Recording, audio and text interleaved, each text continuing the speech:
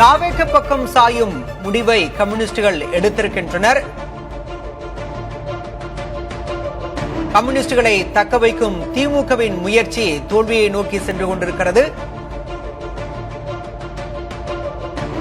ஆட்சி அமைக்க விசிக ஆதரவு தராவிட்டால் பாமக தேமுதிகவை நாடலாம் என்ற முடிவில் தாவேக இருப்பதாக தற்போது தகவல் வெளியாகியிருக்கிறது.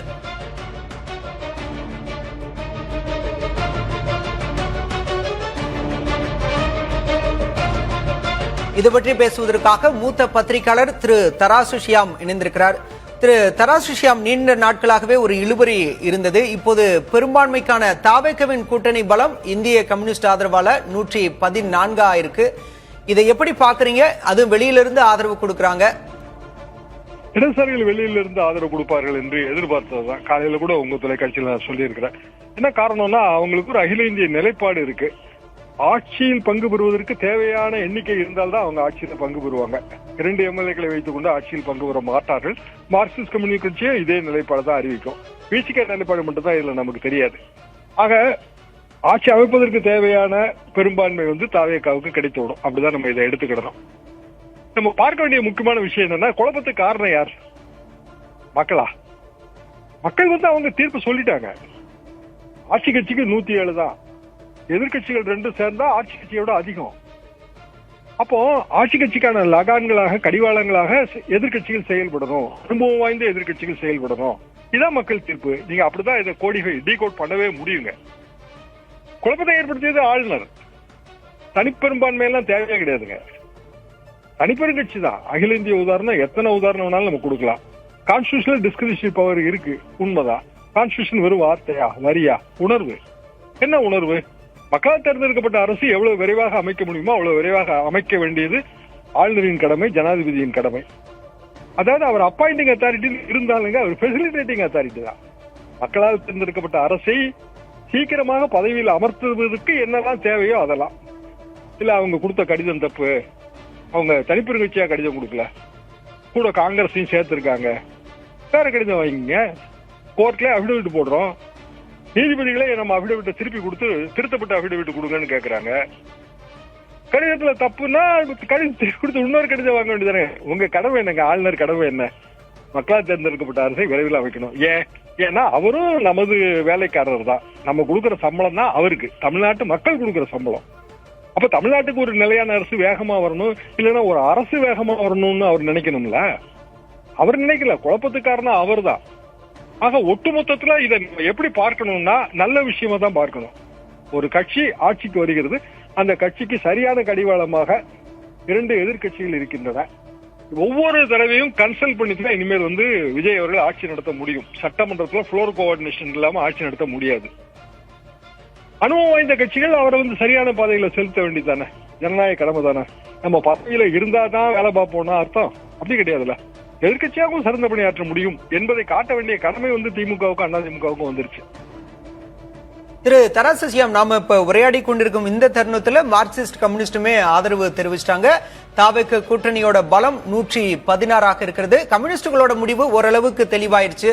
அடுத்து விசிகவோட நிலைப்பாடு என்னவா இருக்கும் அப்படிங்கறதா கேள்வியா இருக்கிறது. ஏன்னா அவங்க அமைச்சரவையில இடம் பெறுவாங்களா, இல்ல கம்யூனிஸ்டுகள் போலவே வெளியிலிருந்து ஆதரவு கொடுப்பாங்களா? திருமாவளவனோட திசை என்னவா இருக்கும்? அமைச்சரவைக்கு வெளியிலிருந்து ஆதரவு கொடுப்பதுதான் ஒரு வகையில் பார்த்தா நல்லது. அமைச்சரவையில் இடம்பெறக்கூடிய அளவுக்கு எம்எல்ஏக்களோட எண்ணிக்கை இந்த காங்கிரஸ் கட்சி கூட அமைச்சரவையில் இடம்பெறக்கூடாது என்பதுதான் என் கருத்து. காரணம் 5 எம்எல்ஏக்கள். 5 எம்எல்ஏக்களும் திமுக ஓட்டு அதுல இருக்கும்ல. கம்யூனிஸ்டுகளுக்கு திமுக ஓட்டு இருக்கும், அதே மாதிரி விசிகாவுக்கும் திமுக ஓட்டு இருக்கும். வெற்றி பெறும்போது வெளியிலிருந்து ஆதரவு கொடுக்கும் போது ஒரு பொலிட்டிக்கல் ஹை ஸ்டாண்ட் எடுக்கலாம். விரைவில் மக்களால் தேர்ந்தெடுக்கப்பட்ட அரசு அமையணும் நாங்க விரும்பணுங்கிற ஹை ஸ்டாண்ட் எடுக்கலாம். ஆட்சிக்குள்ள போயிட்டீங்க அப்படின்னா ஆட்சி செய்யக்கூடிய தவறுகள் எல்லாத்துக்கும் சேர்த்து பொறுப்பேற்க வேண்டியது வரும். இதுல கண்ட்ரோல் இருக்குங்க, அதுல கண்ட்ரோல் இருக்காது. அந்த நிலைப்பாட்டுல ஆட்சிக்குள்ள போயிட்டா கண்ட்ரோல் இருக்காது. அமைச்சரவையின் கூட்டு பொறுப்பு அந்த ஒரு பிரேம்குள்ள போய் நம்ம மாட்டிடுவோம். அதாவது முதலமைச்சரும் பிற அமைச்சர்களும் எடுக்கிற எல்லா முடிவுகளுக்கும் நமது எம்எல்ஏக்களும் நமது அமைச்சர்களும் பொறுப்பு. அப்படியான முடிவுக்கு போயிடுவோம். எனவே திருமாவளவன் அவர்களும் ஆட்சிக்கு வெளியிலிருந்து ஆதரவு கொடுப்பாருன்னு தான் நான் நினைக்கிறேன். அப்படி காங்கிரஸ் கட்சி ஆட்சிக்கு வெளியில இருந்து ஆதரவு கொடுக்கணும். காரணம் தமிழ்நாடு தேசிய கட்சிகளுக்கு எதிரானது. இங்க நிலைப்பாடே பிஜேபி வேண்டாம், காங்கிரஸும் வேண்டாங்கிறதா. பிஜேபிக்கு 1 சீட்டு தான் கொடுத்திருக்காங்க மக்கள். காங்கிரஸுக்கு 5 சீட்டு தான் கொடுத்திருக்காங்க. அப்படி இருக்கும்போது அவர்கள் உள்ள ஆட்சிக்குள்ள போய் ஆட்சியில தவறுகள் எல்லாம் பங்கெடுப்பது அதெல்லாம் வந்து ரொம்ப பெரிய தவறு. அவங்களுக்கு எதிர்காலம் வந்து ரொம்ப பூஜ்ஜியமாகும். அதிமுக திமுக இணையும் அதுக்கான வாய்ப்பே கிடையாது. காரணம் ரெண்டுமே வந்து பரம்பரை எதிரிகள். ஊர்கள் எல்லாம் ஒருவருக்கு எதிராக வந்து அரசியல் பண்ணவங்க. அவங்க எப்படி சேர முடியும்? அப்ப தமிழ்துறை மாதிரி சீனியர் லீடர்ஸ் அப்படி சொல்லும் போது அது எம்ஜிஆர் ஆன்மாவுக்கு செய்யற துரோகம், ஜெயலலிதா ஆன்மாவுக்கு செய்யற துரோகம். அப்படிதான் நான்லாம் அப்படிதான் நினைச்சேங்க. நிறைய நண்பர்களும் அப்படிதான் என்ற கருத்து தெரிவித்தார்கள். இப்போதும் ஒரு குழப்பத்துக்கு முற்றுப்புள்ளி. விஜய் வந்து இப்போது இடதுசாரிகள் அலுவலகத்துக்கு செல்வதை அவர் வந்து எப்ப மெஜாரிட்டி நம்பர் இல்லைன்னு தெரியுதோ அப்பவே எல்லா கட்சி ஆபீஸ்க்கு வந்திருக்கலாம். இல்லாட்டாலும் அவர் வெற்றி பெற்ற பிறகு மூத்த தலைவர்களை சந்தித்து வாழ்த்து பெறுவதில் என்ன தவறு இருக்கு? இனி அவர் சினிமா ஸ்டார் கிடையாதுங்க, பொலிட்டீஷியன். அப்போ எல்லா தலைவர்களையும் போய் பார்த்து அனுசரித்து அவர்களோட அறிவுரைகளை பெற வேண்டியது அவரோட வேலை, கடமை. இப்போதாவது அவர் அதை தெரிந்து கொள்வார் என்று நான் நம்புகிறேன். விசிகேவின் பொதுச் செயலர் சிந்தனை செல்வன் கூட வாட்ஸ்அப்ல ஆதரவு கேட்கறது அப்படின்னு ஆதங்கம் எல்லாம் தெரிவிச்சிருந்தார். இப்போ ஒருவேளை மெஜாரிட்டி நம்பர்ஸ் இப்ப ஆளுநர்கிட்ட காண்பிக்கிறார் அப்படின்னா அடுத்தடுத்து என்ன நடக்க வாய்ப்பு இருக்கு சார்? அடுத்த உடனே அந்த இன்வைட் தான், அதை தாண்டி வேற வழி இல்லை. ஏன்னா அந்த ஒரே ஒரு நிபந்தனை தான் ஆளுநர் விதிச்ச நிபந்தனை. அப்ப 118ங்கிற நம்பரை காட்டினா 117ங்கிற நம்பரை காட்டினாலும் அப்படிதான், அதான் அர்த்தம். அப்ப ஆளுநர் இன்வைட் கொடுத்துருவாரு, உடனே கொடுத்துருவாரு. ஏன்னா அவருக்கு அங்க கேரளால வேலை இருக்கு. அங்க வந்து இப்ப முதலமைச்சரை விரைவில் தேர்ந்தெடுத்துருவாங்க. இன்னைக்கு ஈவினிங்குள்ள முடிஞ்சிடும்னு நினைக்கிறேன். அப்படின்னா அவங்களுக்கான பதவி பிரமாணம் எல்லா வேலையும் இருக்கு. திருப்பி இங்க வந்து இவருக்கான பிரமாணம் இருக்கு. ஆளுநர் வந்து விரைவாக நீங்க பதவி ஏறுங்கள் என்று சொல்லி ஆளுநர் மாளிகையே முதலமைச்சர் மற்றும் சில அமைச்சர்கள் கொண்ட ஒரு குழுவை வந்து பதவி பிரமாணம் செய்து வைக்கலாம், தவறில்ல. 85 எம்ஜிஆர் அவர்கள் உடல்நலம் சரியில்லாமல் வந்த போது அப்படிதான் நடந்தது. சிம்பிளான பங்கன், அது பெஸ்ட். விஜய்க்கும் அது நல்லது. ஏன்னா அவர்கிட்ட மெஜாரிட்டி நம்பர் இல்ல. அப்படி இருக்கும்போது ரொம்ப ஆடம்பரமான பதவியேற்பு நடத்துவதே சரியில்லை. மக்கள் அப்படியான தீர்ப்பு தரல.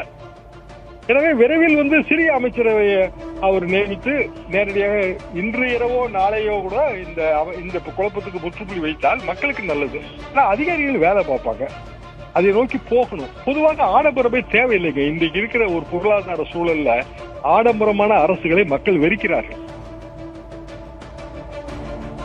திரு தராசிஷியாம், நிபந்தனையற்ற ஆதரவு பொலிட்டிக்கலா நம்ம கொஞ்சம் அதை திங்க் பண்ணி பார்க்கலாம். நிபந்தனையற்ற ஆதரவு அப்படிங்கறதுல ஏதாவது இவங்களுக்கு ஒரு செக்மேட் அந்த மாதிரி இருக்குமா? நிபந்தனையற்ற ஆதரவுனா எப்போது வேண்டுமானாலும் கவிழ்ப்போம் தான் அர்த்தம். வெளியிலிருந்து ஆதரவுனாலே அதான் அர்த்தம். கட்சிக்கு உள்ள ஆட்சிக்குள்ள இருந்து ஆதரவுனா கொஞ்சம் யோசிப்பாங்க அமைச்சர்கள். வெளியிலிருந்து ஆதரவுனா எப்பனாலும் வந்து அவங்க ஆட்சியின் தவறுகளை சுட்டிக்காரர்கள். ஆட்சிக்கு அது எந்த காலகட்டத்திலும் வந்து அது ஒரு மரண கலைஞர் தான், அதுல எல்லாம் ஒன்றும் சந்தேகமே கிடையாது. இன்னும் சொல்ல போனால் அப்படித்தான் வந்து மன்மோகன் சிங் ஆட்சி காலத்துல வந்து அவர் அணுசக்தி ஒப்பந்தம் அமெரிக்காவோட போடும்போது உடனே இடதுசாரிகள் தான் முதல்ல வெளியில போனாங்க. அது அப்படிதான் நடக்கும். நரசிம்மராவ் கவர்மெண்ட் மெஜாரிட்டி இல்லாம தான் 5 வருஷம் நடந்ததுங்க. மெஜாரிட்டி இல்லாத கவர்மெண்ட்டுக்கே வெளிநடப்பாச்சு. சிவசோரன் வழக்கெல்லாம் உங்களுக்கு ஞாபகம் இருக்கும்னு நினைக்கிறேன். 94 சிவசோரன் நம்ம ஜார்க்கண்ட் முக்தி மோர்ச்சா ஜேஎம்எம் சார்பாக அப்போது இருந்த மிகப்பெரிய தலைவர் மறைந்து விட்டார். எனவே ஆட்சிக்கு வெளியிலிருந்து ஆதரவு என்பது வந்து அந்த கட்சிகளின் சுதந்திரத்தை பாதுகாக்கும். ஆட்சிக்கு உள்ள போய் ஆதரவுன்னா கட்சிகள் வந்து கரைந்து போவதற்கான வாய்ப்பு வரும். விஜயை பொறுத்தவரையில் இதெல்லாம் அவருக்கு அரசியலில் முதல் பாடமாக அவர் எடுத்துக்கொண்டால் அவருக்கு நல்லது. இப்ப பெரும்பான்மை இல்லாம ஆட்சி அமைக்கிறப்ப இந்த மாதிரி வெளியில இருந்து கூட்டு கட்சிகள் ஆதரவு தேடுறப்ப விஜய் இன்னும் எப்படி செயல்பட வேண்டிய ஒரு கட்டாயத்துல இருக்காரு? ரொம்ப சிம்பிள் தான். பதவிக்கு வரும்போது பணிவு வர வேண்டும், பணிவோடு சேர்த்து வர வேண்டும். ரெண்டும் சேர்ந்து இருக்கணும். இன்னும் அவர் வந்து பெரிய சூப்பர் ஸ்டார் ஹை ஸ்டார் நினைக்க கூடாது. பொலிட்டீஷியன், மக்களுக்கு பதில் சொல்ல வேண்டியவர், எதிர்கட்சிகளுக்கு பதில் சொல்ல வேண்டியவர்.